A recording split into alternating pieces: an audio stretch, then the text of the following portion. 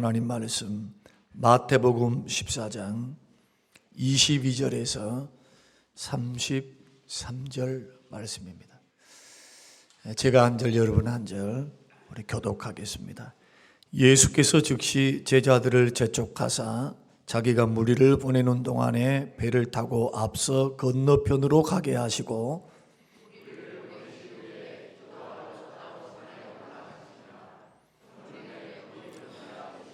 배가 이미 육지에서 술이나 떠나서 바람이 거스름으로 물결로 말미암아 고난을 당하더라.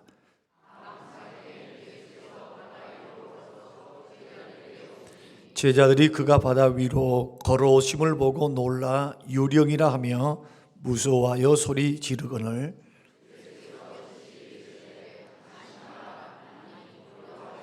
베드로가 대답하여 이르되 주여 만일 주님이거든 나를 명하사 물 위로 오라 하소서 하니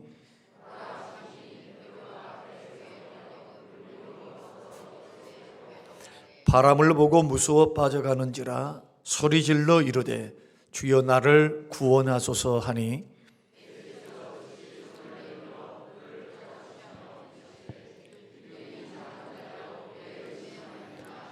배에 함께 오름에 바람이 그치는지라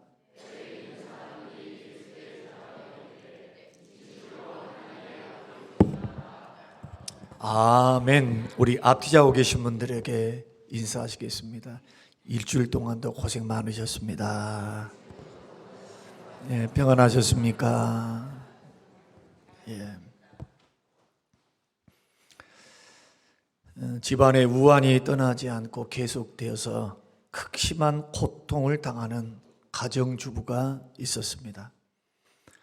남편 사업이 부도 위기를 맞고 그것 때문에 남편은 병이 들었고 군대 제대한 아들은 직장을 잡지 못해서 방황하다가 술김에 친구를 때렸는데 그것 때문에 감옥에 수감된 아들, 딸은 남자친구와 교제하다가 배신당해서 음독을 했습니다. 그러나 생명은 겨우 구하게 되었습니다.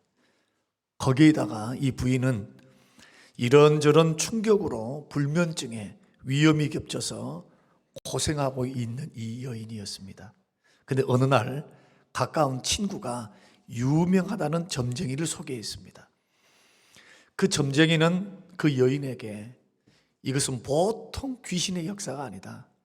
조상 귀신이 때로 달라붙어서 생긴 이러한 우한 질고 근심 걱정이니까 구판을 벌려서 조상 귀신을 달래고 때로는 내몰아서 좋은 귀신을 이렇게 모셔와야 된다라고 이야기했습니다.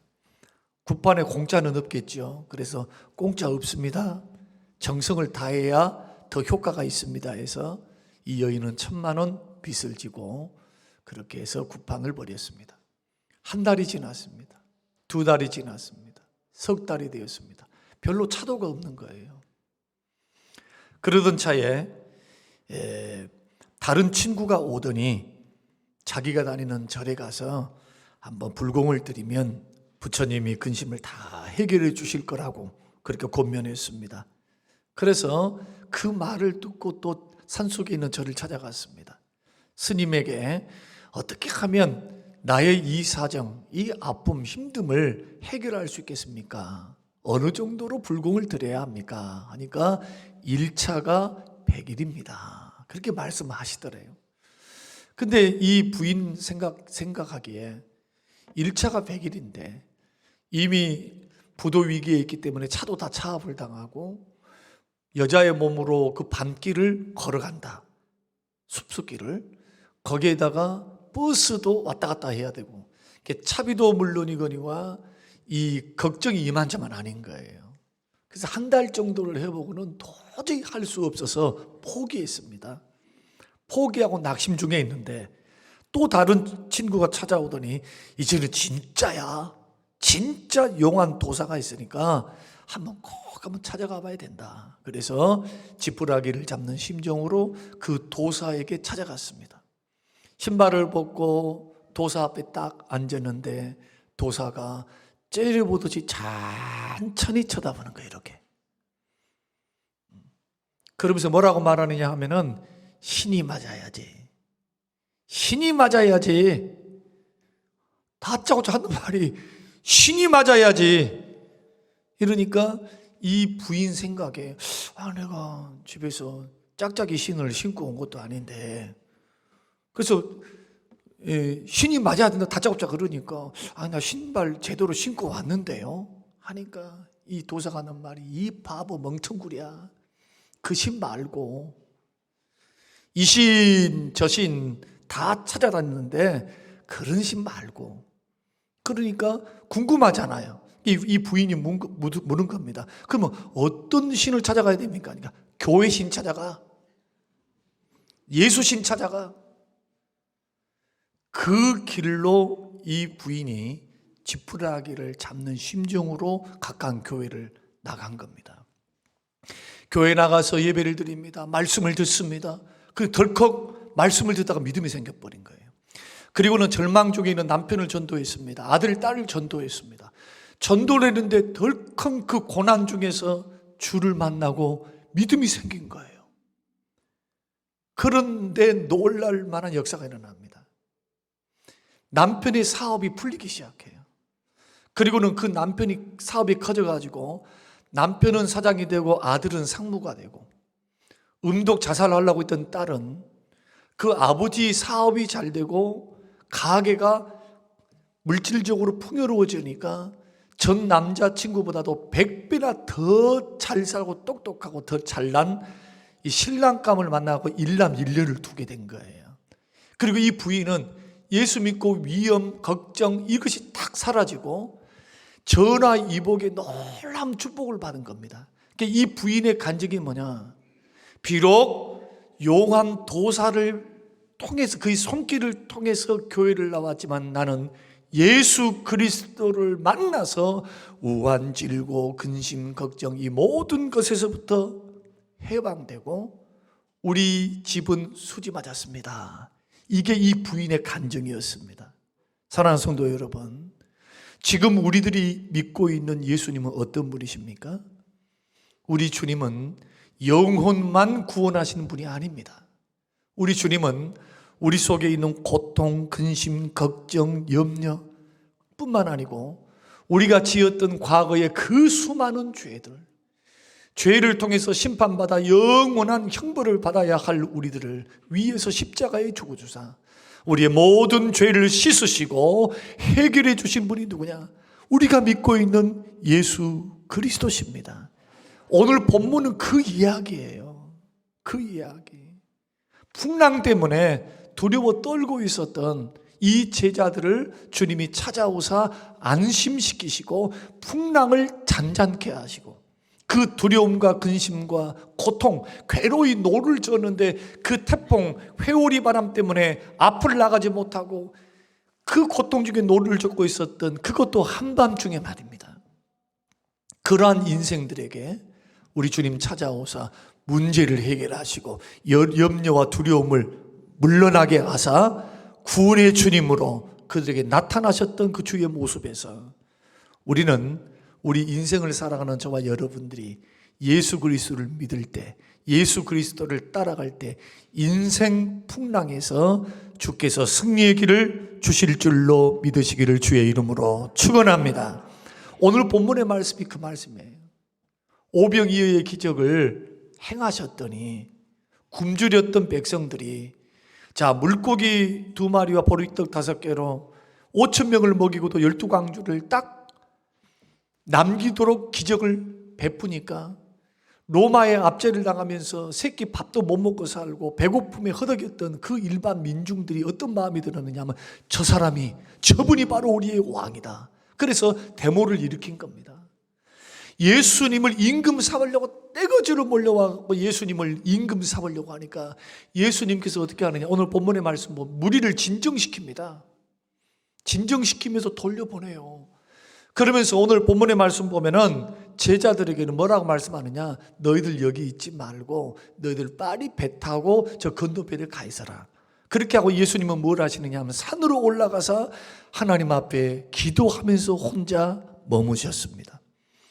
그리고 제자들은 예수님의 말씀대로 밤중에 배를 타고 배를 노를 저어서 저 건너편으로 가고 있는데 갑자기 태풍이 분 겁니다. 돌풍이라 그래요. 돌풍이 불어가지고 아무리 노를 저어도 앞으로 나가지가 않아. 뺑뺑뺑뺑 잡아도는 거예요. 얼마나 괴롭겠어요. 얼마나 힘들겠어요.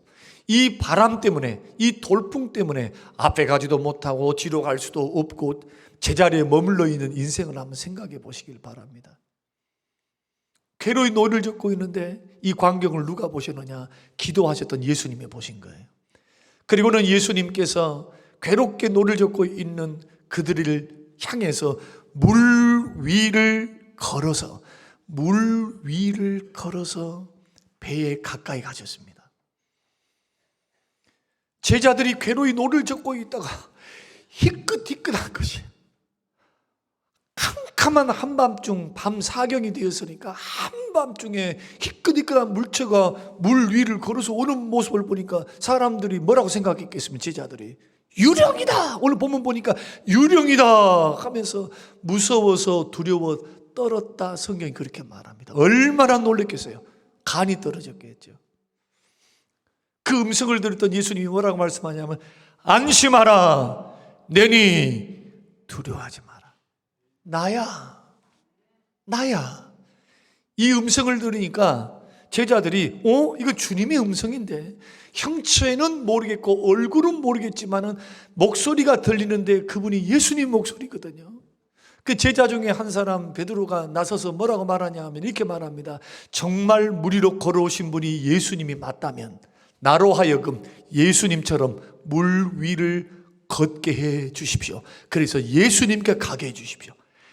예수님 물 위로 걸어오시다가 딱 보시고 그 음성을 듣고 뭐라고 다른 말 안 합니다. 오라. 베드로 믿음 좋은 사람이에요. 그 명령을 듣고요. 캄캄한 밤에 이 바다 물길, 소위 말해서 물 깊이를 헤아릴 수 없는 그 캄캄한 밤에 말이죠. 물 위에 배 밖에 나와가지고 물 위를 걸어가요. 예수님을 향해서.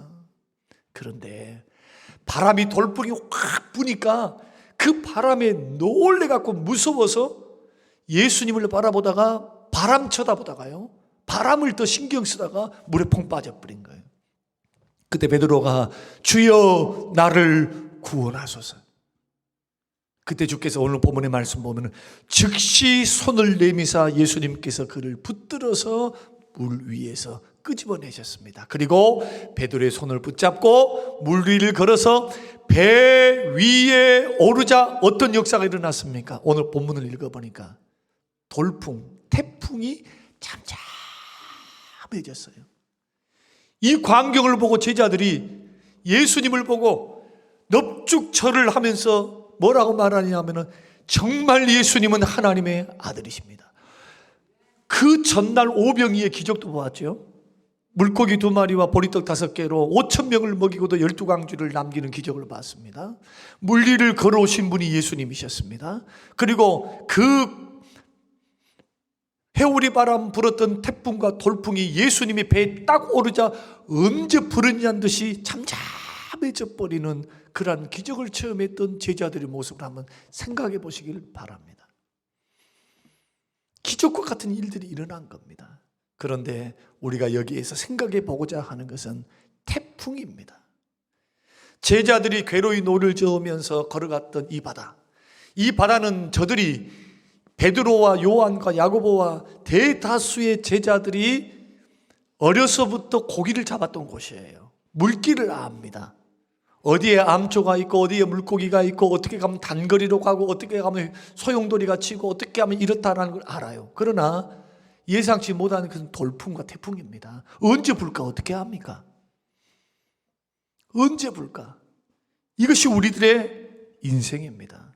사랑하는 성도 여러분, 제자들이 그랬던 것처럼 우리들의 인생에도 누구나 할 것 없이 다 돌풍과 태풍이 있어요. 뜻하지 않은 태풍, 가정의 태풍, 사업의 태풍, 원하지 않은 교통사고, 뜻하지 않은 질병, 어떨 때는 사랑하는 사람들과 사별하는 아픔들을 겪기도 합니다.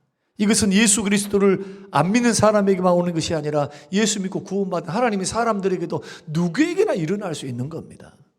그러나 믿는 사람과 믿지 않는 사람들에게 당하는 태풍은 똑같은 인생 태풍이어도 성질이 달라요. 어떻게 성질이 다르느냐? 이 태풍과 인생의 고난을 다루시는 하나님의 손길, 보호자 되시는 보호자의 손길에 의해서 고난이 축복이 됩니다. 저들에게는, 믿지 않는 사람들에게는 보호자가 없습니다. 전능하신 하나님, 창조주 하나님, 구원의 하나님이 없지만 예수 믿고 구원받은 사람에게는 우리를 구원하사 우리를 예수 그리스도의 십자가의 보혈로 믿음으로 의롭다함을 받고 하나님이 자녀 삼으셨기 때문에 하나님이 고난을, 인생 태풍을 어떻게 선용하시느냐? 우리의 신앙을 연단하시는 것으로 선용을 하십니다. 여러분, 우리의 믿음은 평안하고 즐거울 때 성장하는 것이 아니에요. 오히려 태풍이 찾아올 때 풍랑 속에서 우리의 신앙은 성숙해진다. 이것이 주님이 우리를 다루가시는 방법입니다. 왜냐하면 우리는 타락한 죄성을 갖고 있어요. 좋은 말을 가지고는 잘 안 들어요. 예수 믿고 구원받았어도 말로 잘 들으면 말라고 손을 댑니까? 그런데 우리의 신앙, 우리 속에 있는 죄성은 자꾸 주의 말씀의 법에 반대로 갈라해요. 청개구리 같아요. 이렇게 하라 하면 저렇게 하라 하고, 이렇게 하라 그러면 그건 알아. 그렇게 해야지, 그렇게 해야지. 그런데 이유가 많아. 이유가 못할 이유들이 너무 많아. 상황들이 너무 많아. 순종의 길을 잘 못 가요. 순종의 길을 걸어가지 않으면 믿음이 성장하지 않습니다. 기적의 하나님을 체험할 수가 없어요. 그러니까 연단이라고 하는 이러한 것을 허용하셔서 하나님께서 어떻게 하시느냐? 고난 중에서 오히려 인내를 배우게 하고, 고난 중에서 자기의 연약함을 깨닫게 하고, 고난 중에서 우리의 신앙을 연단하사 성숙시키시고 기도하게 하고 성경을 읽게 하세요. 고난은 똑같은 고난인데 고난을 통해서 하나님은 우리의 믿음을 연단하신다. 또한 인생 태풍을 통해서 귀로만 듣던 하나님을 눈으로 보면서 체험하게 돼요. 예수님을 만나는 체험, 베드로처럼 바다 위를 걸어가는 체험, 태풍을 잔잔케 하시는 그 기적을 체험하는 체험. 그러니까 귀로만 듣던 하나님을 언제 우리가 눈으로 보면서 마음으로 체험하면서 하나님이 살아계시구나, 하나님이 역사하시는구나, 하나님이 이곳에 계셨구나, 이것을 피부로 느끼게 되느냐? 연단받을 때예요. 인생 태풍을 뚫고 지나갈 때. 더 나아가서 인생 태풍 속에서 하나님은 우리에게 뭘 부어주시느냐? 축복을 부어주십니다. 풍랑으로 인하여 더 깊은 은혜의 바다로 들어가게 돼요. 이 풍랑 때문에 우리 믿음이 더 한 단계 업그레이드 돼요. 어떤 사람에게 믿음으로 뚫고 지나가는 사람입니다. 조건이 그거예요. 믿음으로 뚫고 지나가는 사람. 그러나 그것이 시험이 되어서, 그것이 나에게 아픔이 되어서 상처입니다, 아픕니다, 괴롭습니다, 답답합니다, 원망하고 불평하고, 그 여러 가지 닥치는 시험과 어려움과 인생 태풍 속에 함몰되어 있는 사람, 믿음을 활용할 줄 모르는 사람, 이런 사람에게는 그것이 독이 되지만 믿음으로 주의 도움을 구하고 믿음으로 서 있는 사람에게는 전화위복의 축복이 되는, 이것이 바로 연단이고 인생 태풍이라는 겁니다. 그래서 우리가 어떤 어려움이 찾아온다 할지라도 예수 믿는 사람들은 낙심하는 거 아닙니다. 인생 끝난 거 아니에요. 우리의 보호자가 계십니다. 돕는 분들이 계십니다. 풍랑을 통해서 우리에게 가장 필요한 은혜를 하나님께서 반드시 채워주실 줄로 믿고, 뭘 가지고 서 있어야 되느냐? 믿음 갖고 서 있어야 돼요. 믿음 가지고. 그렇다면 오늘 본문을 통해서 우리 인생에서 언제 두려움과 염려와 근심이 찾아올까? 누구에게나 다 시험도 찾아오고 인생 태풍도 다 찾아올 수 있어요.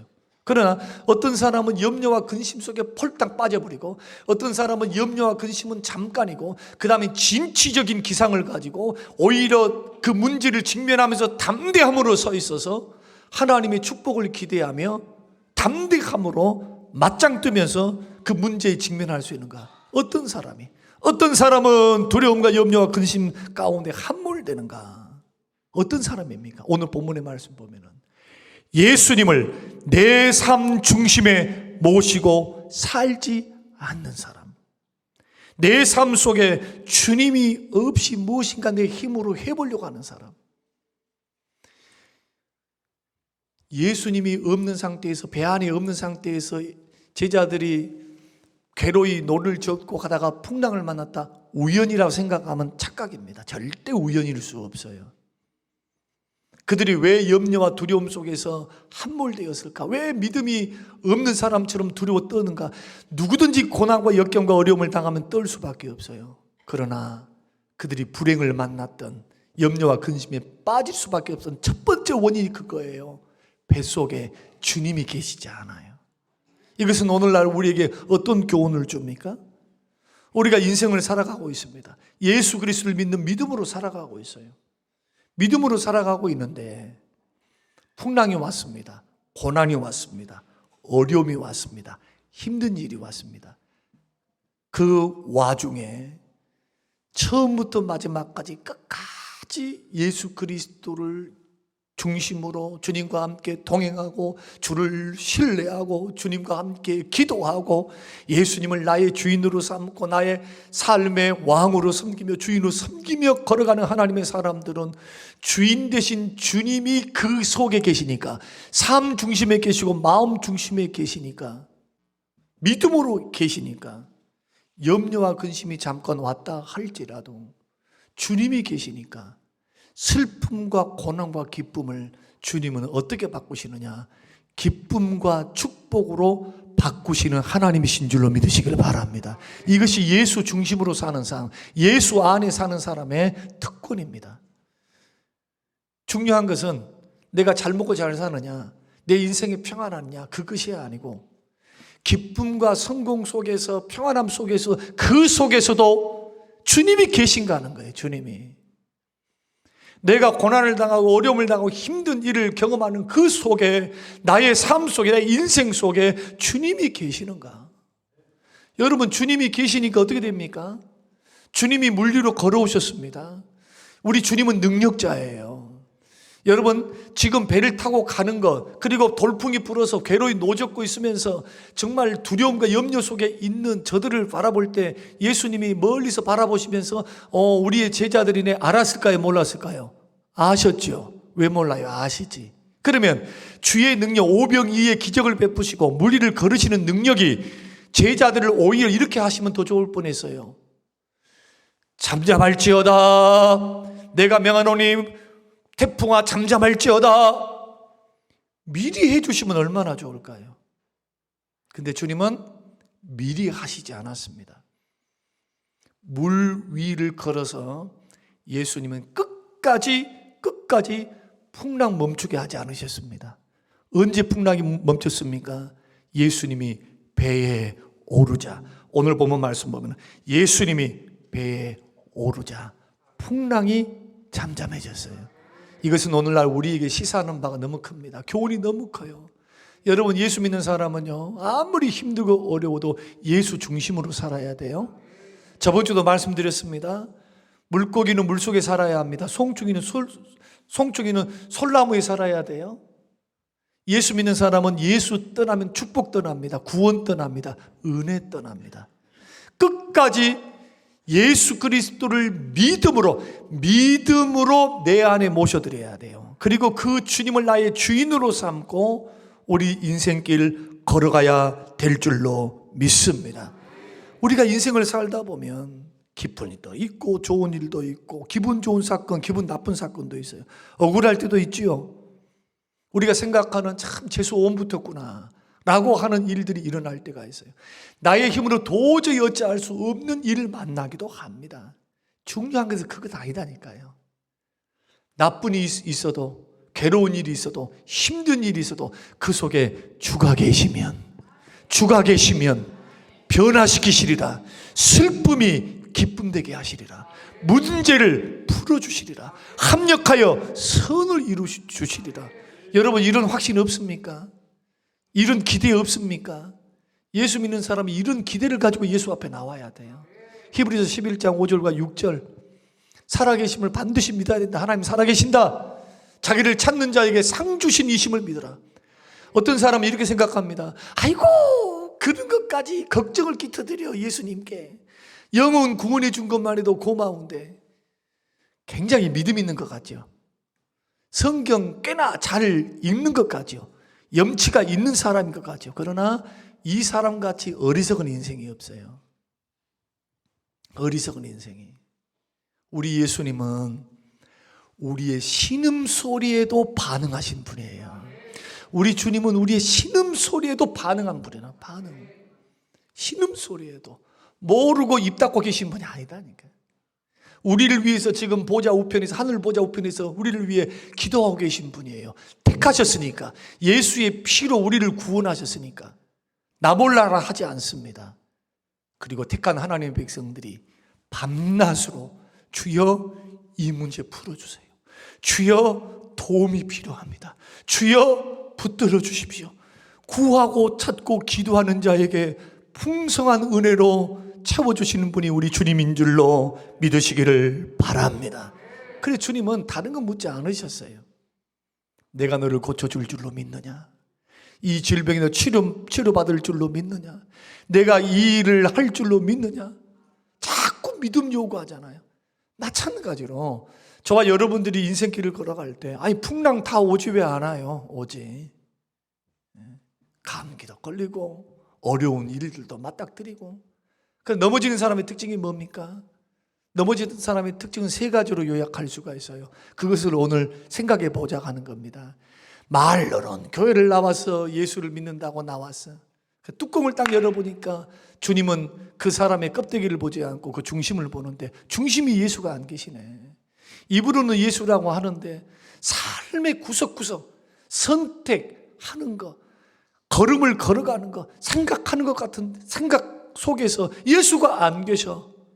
그러면 절대로 풍랑 못 이깁니다. 오늘 그것을 오늘 예수님의 이야기가 오늘 우리에게 이 말씀을 주시는 겁니다. 그러므로 언제나 예수님이 내 가정에, 예수님이 내 사업터에, 예수님이 내 심령에 사실 수 있도록 믿음으로 사시기를 주의 이름으로 축원합니다. 두 번째는 믿는 성도들이 언제 넘어지느냐? 다른 건 아니요. 끝까지 예수님 바라보지 않을 때 그래요. 끝까지 예수 안 바라보니까. 예수님이 무리를 걸어오셨습니다. 괴로이 노젓는 것도 보셨습니다. 그리고 내니 두려워하지 말라 안심을 시키셨습니다. 베드로는 정말 예수님이 맞다면, 예수님이 지금 무리로 걸어온 분이 예수님이 맞다면 정말 나도 무리로 걸어가게 해주십시오. 그럼 믿음이 있었어요. 믿음. 어떤 믿음? 물 위를 걷는 믿음. 예수님 말씀이면 이루어지리라 라고 하는 믿음. 보통 믿음입니까? 이거 보통 믿음 아니에요. 예수님을 음성만 듣고 믿은 거예요. 형체를 모르잖아요. 형체를. 캄캄한 밤에 예수님은 멀찍이 서서 목소리만 말씀하시며 지금 걸어오고 계시는 거예요. 예수님이 왜 그렇게 맞닥뜨리지 않았을까? 왜 그랬을까요? 예수님은 계속 제자들을 훈련시키고 계셨어요. 뭘 가지고? 말씀과 기적을 통해서 내가 메시아다, 하나님의 아들이다 라는 것을 예수님은 이적과 표적을 통해서 제자들의 마음속에 믿음을 심고 계셨거든요. 쉽게 말하면 실물 교육을 하고 있는 겁니다. 백문이 불여일견이에요. 100번 들어봤자 한 번 보는 것만 못해. 마찬가지로 체험시키는 거예요. 체험. 이들의 고백이 그걸 증거하고 있습니다. 당신은 정말 하나님의 아들입니다. 예수님이 말로 다 풍랑 잠잠케 할 수 있었다니까요. 그런데 그들의 믿음을 세우는 겁니다. 믿음을. 여러분, 우리가 인생 태풍, 인생 풍랑 누구든지 만날 수 있어요. 이때 주님을 만나기를 정말 원하신다면, 기적의 하나님을 체험하기를 원하신다면 여러분이 갖고 있는 조그만 믿음, 이 믿음이 반드시 끝까지 믿음으로 가야 돼요. 해결될 때까지 믿음으로 끝까지 예수 바라봐야 돼. 예수. 누구를 바라봐야 돼? 예수를 바라봐야 돼. 문제를 바라보는 것이 아니라 예수를 바라봐야 돼요. 베드로가 물에 빠진 이유, 예수님은 믿음이 적다고 했습니다. 두려워 떠는 것을 예수님이 다른 데를 쳐다보면서 끼욱끼욱거리는 거, 막 돌풍이 확 부니까 순간적으로 무서워가지고 예수님을 바라보는 것에 놓쳐버린 거예요. 이것을 주님은 뭐라고 말씀하느냐? 믿음이 적은 자야, 너 끝까지 나 바라봐야지. 태풍보다 큰 이가 여기 있는데, 풍랑보다 더 큰 이가 여기 있는데 너는 뭘 바라보니? 사람은 걱정거리가 오면 걱정이 풀릴 때까지 안정이 안 돼요. 근데 예수 믿는 사람은 달라야 됩니다. 예수 믿는 사람은요, 걱정거리가 하루 이틀에 끝나야 돼. 그런 소리가 들리면 더 담대해져야 돼요. 자기 힘으로 할 수 없는 일을 뭘 하고 염려하고 있어요?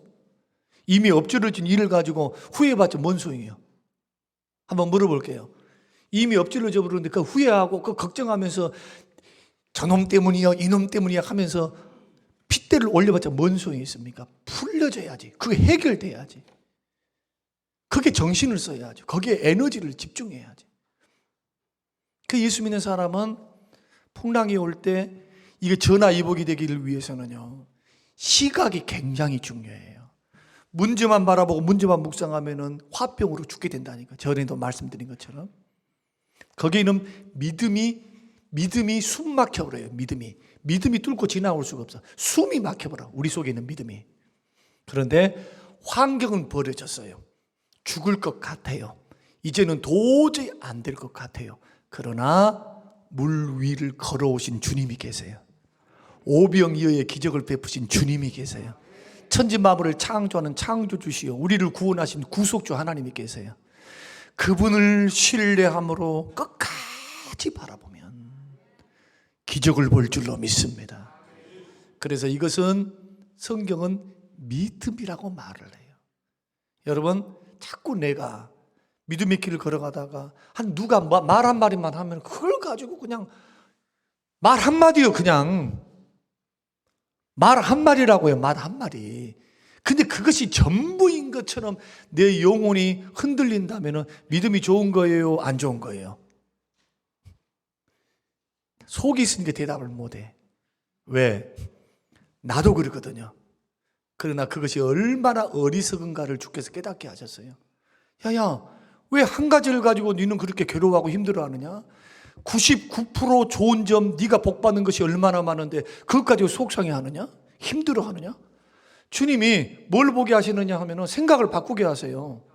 네 그것 때문에 네 잘한 거 너무 많아. 그거 하나 가지고 네가 코가 석자나 빠져가지고 네 그럴 때가 아니야 지금. 감사하며 춤춰야 될 때야 지금. 이해가 되시면 아멘. 예. 이게 예수님 앞에 믿음으로 사는 사람의 모습. 이래야 감사가 안 나올까요? 이래야 사람을 두려워하지 않고 환경을 두려워하지 않고 역경과 인생 풍랑과 여러 가지를 두려워하지 않고 담대하게 문제에 직면해서 맞짱 뜨면서 예수 그리스도를 바라보며 믿음으로 돌파해 나가지 않겠습니까?